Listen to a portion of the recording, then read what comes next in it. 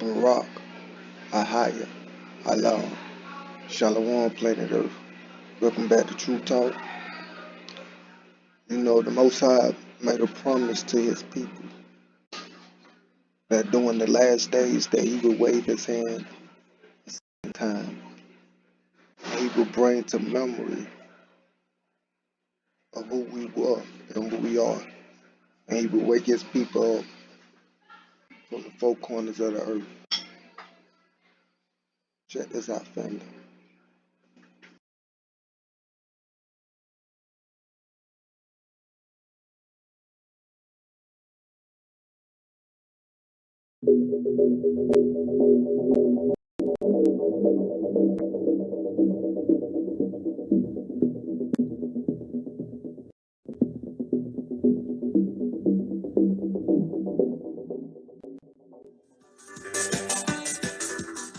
Mesdames, Messieurs, bienvenue. Alors aujourd'hui, j'ai un grand plaisir de recevoir des personnes qui vont nous parler de quelque chose de très très important.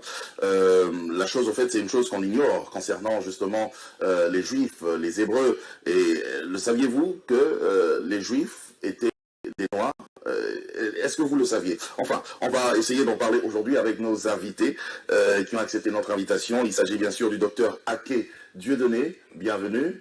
Merci, bonjour. Bonjour, et nous avons aussi le docteur King Fortuné, avec qui on a parlé d'ailleurs depuis très très longtemps. On préparait cette émission. Bienvenue. Merci. Voilà, alors je m'en vais directement, je pose la première question parce que c'est vraiment cette question-là qui va nous aider justement à avancer. Hein. Vous allez essayer de répondre tout le temps à deux. Je commence par docteur Ake. Vous dites que les Juifs, les vrais Hébreux sont des Noirs, les Africains. Non. Pourquoi? D'accord, merci. Je voudrais saluer les téléspectateurs de Congo Web et qui nous suivent actuellement et dire que nous sommes si heureux de partager ce thème avec eux. Et les Juifs sont noirs. C'est choquant. C'est choquant. C'est choquant, mais c'est une réalité parce que quand on parle de Juifs ou Hébreux, cela fait attrait aux Saintes Écritures, à la Bible. Parce que la Bible, nous savons bien que Dieu a donné sa parole à un peuple donné. La Bible dit que Dieu a regardé parmi tous les peuples, il a choisi, n'est-ce pas, une nation. Une nation. Voilà, qui devait, n'est-ce pas, être appelée la nation élue, le peuple élu. Et c'est à ce peuple élu que Dieu a confié sa parole. Et ce peuple-là s'appelle le peuple d'Israël. Et maintenant, nous disons aujourd'hui qu'Israël est un peuple noir.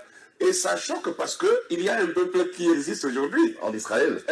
Sur le territoire appelé Israël. Israël et qui n'est pas noir. Et qui n'est pas noir. Voilà. Et donc ça peut paraître scandaleux, mais nous voulons partir sur la base des Saintes Écritures parce que si Dieu a parlé de son peuple dans les Écritures, il a dû identifier ce peuple-là. Il a dû identifier ce peuple-là. Que disent justement les Saintes Écritures? Premièrement, il faut d'abord enlever l'obstacle qui fait l'écran dans la mémoire des gens actuellement, parce que dès qu'on dit que les Hébreux sont noirs ou les Juifs sont noirs, directement tout le monde tourne ses regards vers Israël, en Palestine, et on voit que... Alors donc on se dit, mais qu'est-ce que ces gens-là racontent là? Est-ce que ce n'est pas des hérésies là? Alors nous allons voir dans Apocalypse chapitre 2, le verset 9, Apocalypse 2, verset 9, qui nous dit quelque chose de très clair et de très précis. Je connais ta tribulation et ta pauvreté, bien que tu sois riche, et les calomnies de la part de ceux qui se disent juifs et ne le sont pas, mais qui sont une synagogue de Satan. Ça, c'est terrible. Dieu est en train de nous prévenir qu'il y a un peuple qui allait se substituer au peuple élu et qui allait se faire passer pour des juifs et qui ne seraient pas des juifs. C'est une imposture, ça. C'est une imposture, mais qui sont une synagogue de Satan, c'est-à-dire des adorateurs de Satan. Une synagogue, c'est un endroit où les juifs se rassemblent pour adorer. Mais Dieu précise que ce sera les gens de la synagogue de Satan. Ça, c'est terrible. Et nous devons faire attention à cela parce que, alors là, si on ne fait pas attention, on risque de prendre le faux pour le vrai. Et le vrai pour le faux, c'est ce qui a été fait d'ailleurs. D'ailleurs, encore, et après chapitre 3, 9 dit encore la même chose et enfonce la chose plus gravement. Et Apocalypse 3, 9 qui nous dit encore, voici, je te donne de ceux de la synagogue de Satan qui se disent des juifs et ne le sont pas, mais qui mentent. Vous voyez le mot qui est utilisé par Dieu ici, qui mentent. Voici, je les ferai venir se prosterner à tes pieds et connaître que je t'ai aimé. Alors, Dieu dit, je te donne de ceux de la synagogue de Satan qui se disent juifs, mais qui ne le sont pas, mais qui mentent. Quand Dieu dit que quelqu'un ment, il faut bien peser ce mot-là. C'est grave. C'est très grave. Dans la Bible, Jésus a dit que celui qui est le père du mensonge, c'est Satan. C'est Satan. Donc ce peuple-là, Dieu l'a identifié comme étant le peuple de Satan. Voilà pourquoi ceux qui sont en Israël, d'abord à commencer par la langue, ce n'est pas l'hébreu, ils parlent le yiddish. Ça, ceux qui ne le savent pas, c'est de l'ignorance. que le yiddish, c'est une langue germano-turque, mélangée des mots slaves. Deuxièmement, ces gens qui sont là-bas, ils se définissent comme étant des Ashkénazes, des Khazars et des Séfaras. Donc, or, quand on prend les gens comme les Ashkénazim ou les Ashkénazes, Ashkénaz, bibliquement, c'est le premier petit-fils de Japheth. Et quand on parle d'Israël ou des Sémites, ce sont les descendants de Sem. Vous comprenez bien? Parmi les trois fils de Noé, d'Abraham découle Isaac, Jacob, Jacob, les 12 tribus qui forment maintenant la nation d'Israël. Donc vous voyez que pour être juif, il faut être d'abord un sémite. Or, les Ashkénazes sont carrément de la lignée de Japheth. Donc ce sont les descendants d'Ashkénaz qui sont en Israël actuellement. Ok, donc sur base de ça déjà, c'est exclu. C'est exclu, ils sont hors sujet. Et maintenant les Khazars, prenons les Khazars. Les Khazars découlent d'un ancien royaume qui a existé entre le 4e et le 11e siècle, qu'on appelait la Khazarie, qui se situait au sud de la Russie et entre la mer Caspienne et la mer Noire. Et justement la zone de l'Ukraine actuellement. Vous voyez un peu.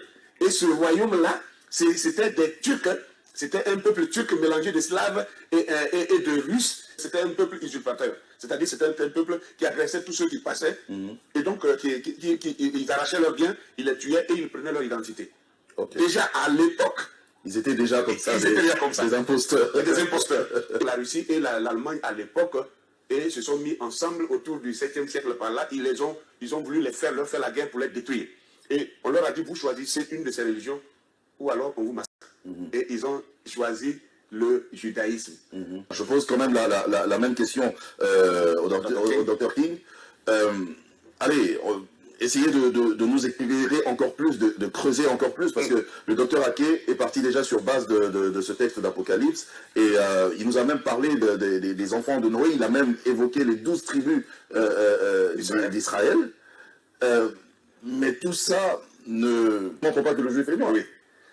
Ok, ben, je crois que c'est une situation, une question très, très complexe, et puis il faut avoir plus de temps pour développer, mais je pense que nous sommes ici pour donner quelques briefs.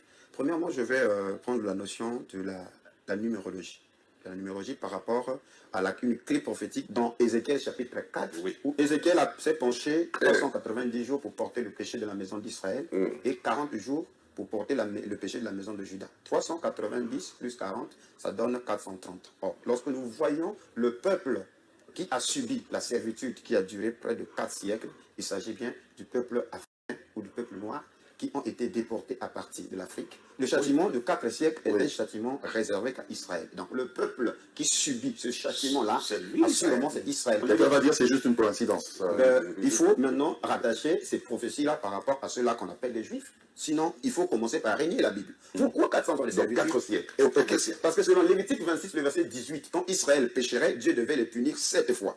Et au verset 33 jusqu'au verset 34, il est dit, je vous disperserai parmi les nations, je vous arracherai de vos terres. Et dans Deutéronome 28, le verset 68, là, dans Deutéronome, il faudrait que les téléspectateurs prennent leurs notes, qu'ils étudient, qu'ils lisent calmement ce chapitre, comme dit mon frère ici, il faut le lire avec les yeux décolonisés. Il s'agit là des châtiments qui devaient toucher Israël en cas de désobéissance. Et le dernier châtiment, il est dit, et l'Éternel te ramènera sur des navires en Égypte, et tu feras ce chemin dont je t'avais dit, tu ne le verras plus. Là, vous vous offrirez en vente à vos ennemis comme esclaves, comme servantes. Donc, la servitude qui devait durer 4 siècles là précis, c'est la traite négrière selon Deutéronome 28, 68. Il devait revenir d'abord en Égypte. Et l'Égypte, c'est l'Afrique. C'est à partir de l'Afrique qu'il devait être vendu. Parce que le mot Mitzrayim, c'est aussi servitude.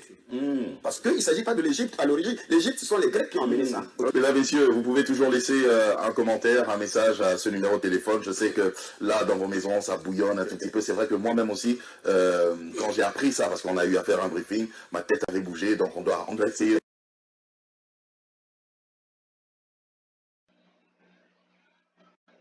Now, as we see, this is the Congo. I don't know if this is the news or just a channel that report on news, but this is a show or a network in the Congo. If you know anything about the Congo was colonized by the French, and French still got their dirty hands in the Congo. robbing these people of their resources and the natural plants and fruits and vegetables. Like when you go to the grocery store, a lot of the fruits and vegetables that you see there, they don't grow in the United States or Europe. They grow on the continent of Africa. But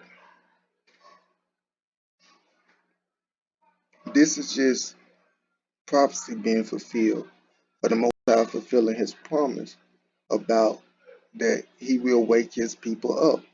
And we can see all over the world, His people are waking up now. It's going to be a remnant. So everybody is not going to turn back to the Most High. Because the truth is, people don't love the Most High, and people don't want to serve the Most High. So a lot of His people are not going to accept the fact that they Hebrews. A lot of people are going to accept the fact that they Hebrews, but still not going to change their lifestyle. They still not going to return back to the Most High. I know some Negroes now that they know they Hebrews. They confess and say, "Oh, I know we the chosen people." And to them, it's like a pride. It's something so they can poke out their chest and say, "Yeah, the Most High chose us. We are the Israelites. The Bible is about us." But they don't live their life according to how the Most High want them to. They still continue to serve Satan in this world. And also, I want to point out that you see the newsman said, "Well, you know, we gotta continue digging and researching and to find out more about this." You know, when they told us that uh, these people that's in Israel was Israelites, was the chosen people of the Most High. They told us that in school, when you went to Sunday school and church. They told us that in the churches that these people was the chosen. We did not question it. We did not say back it up with Bible. We did not do no research. But when it comes to our people, everybody got 1,000,100 questions of how do you know? And when you do the research, and we know because first of all, we read the Holy Scriptures, and it points to one group of people, and we research through history, through alology, and uh, not the newer books, because the newer books that they put out are full of lies and bias and agenda. But if you go back to the older books, the old books that they probably thought we'll never be able to read today, it tells you who the true children of Israel look like. It describes them. It tells you that they flee into West Africa, and then from there they was captured as slaves. Uh, but when you truly research and do the digging, it's gonna point you not many ways. It's not gonna lead you one day. When you truly dig and research, it's only gonna point you in one direction. So the ones that truly research and study the scriptures to see what the Holy Scripture was saying about the chosen people, and what would befall them in the world, and what would become of them in the latter days, and uh, through history. And when you truly do the research and start digging, it's going to point you to one group of people and one group of people only. And it's not a secret. It's, it's just been hidden. Uh, People that high up, they know. But as you can see, people are waking up all over the place. So, you know, you can remain asleep or you can wake up to. It's up to you. Shalom.